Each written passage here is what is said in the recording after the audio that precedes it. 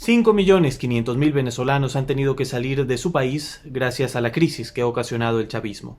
Esto según la última cifra aportada por David Smolansky, quien es el comisionado de la Organización de Estados Americanos para la Crisis Humanitaria en Venezuela. Esta cifra equivale a que un país como Costa Rica se quedara sin gente, vacío. Ese es el tamaño de esta crisis. Los diferentes países de Iberoamérica han reaccionado de manera distinta a estas oleadas migratorias y hoy, gracias a nuestros colaboradores en distintos países de la región, podremos entender un poco mejor la respuesta de cada gobierno a esta crisis.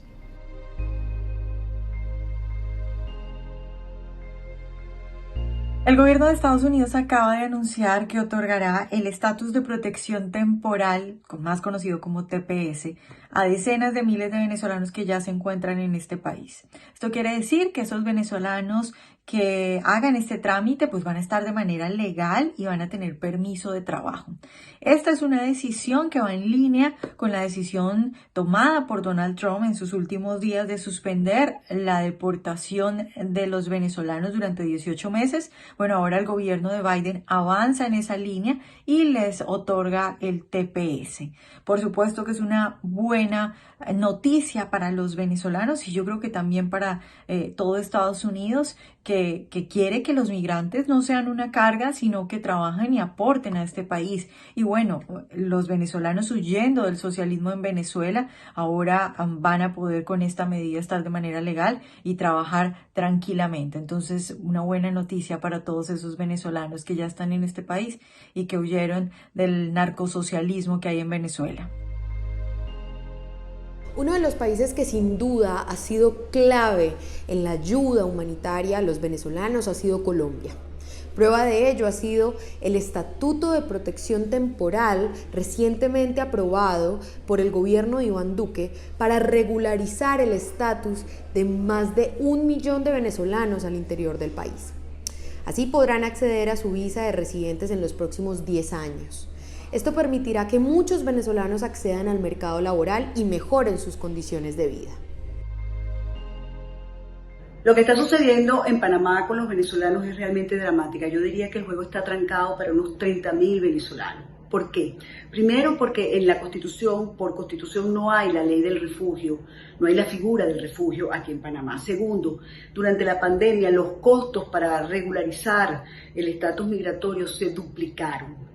Y tercero, y quizás es lo más doloroso, desde la Asamblea Nacional hay una diputada muy relevante que todos los días se dedica a utilizar la tribuna para atacar a los venezolanos, renegar de los venezolanos, pero sobre todo de los venezolanos pobres, de los que menos pueden, de los que más sufren, y que son precisamente por quienes uno aboga que se le tienda una mano y que hagan o hayan medidas humanitarias como por ejemplo las que está aplicando Colombia o las que está aplicando en los Estados Unidos con tantos y tantos migrantes venezolanos. Es decir, más que una xenofobia, lo que hay aquí es una aporofobia, un desprecio por el migrante venezolano pobre.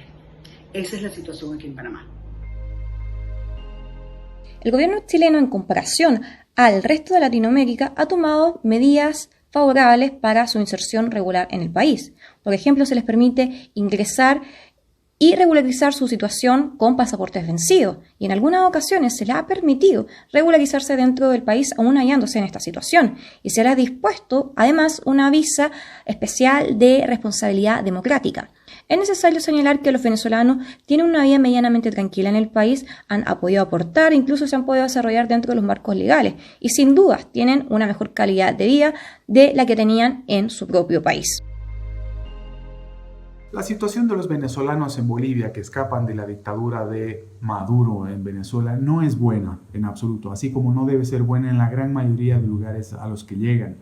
Unos encuentran trabajo, pero la gran mayoría no lo hace. Lo interesante en el caso de Bolivia es que los venezolanos simplemente deciden pasar de largo.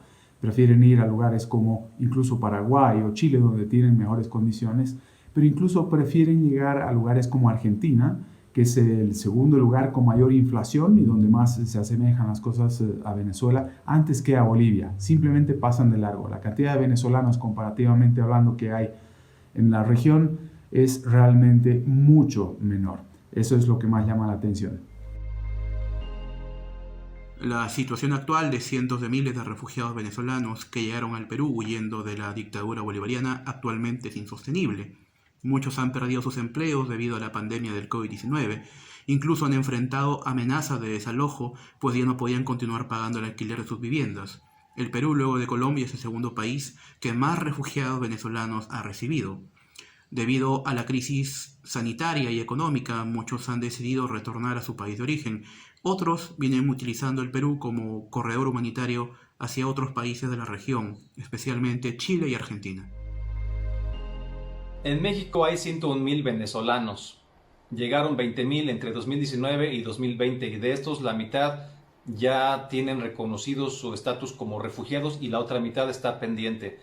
Lo que sí se ha denunciado mucho son abusos por parte de los agentes migratorios que los reciben muy mal y los meten en estos centros donde los extorsionan. Han denunciado muchas irregularidades. Aquí en México los vemos en negocios de música, en negocios de comida, dando clases. Son bienvenidos los venezolanos. Pero aquí sí hay que decirles que México cada vez se parece más en su gobierno a aquello de lo que ellos vienen huyendo. Salvo eso, aquí son bienvenidos nuestros hermanos venezolanos. Desde Ecuador, aquí hay 420.000 venezolanos. La verdad que la realidad que viven en cada país es muy distinto. Hasta el momento hay 5 millones de exiliados y en Ecuador normalmente se quedan de paso, justamente rumbo a economías más libres, por ejemplo como la chilena. Y las acciones que se han tomado aquí a su favor han variado desde albergues hasta facilitar el acceso para que puedan salir del país. Como decía, no muchos se quedan. Pese a que tenemos una economía dolarizada, todavía sufrimos los rezagos del socialismo. Terminamos este recorrido en Costa Rica, un país que ha dado 2 pasos importantes en la atención a las crisis migratorias tanto de Venezuela como de Nicaragua, pues tenemos que recordar que Costa Rica limita en su frontera norte con el país que está dominado por la dictadura de Daniel Ortega. En este sentido y en atención a los refugiados, el país ha decidido establecer una protección temporal tanto para personas que vienen de Venezuela, Cuba y Nicaragua.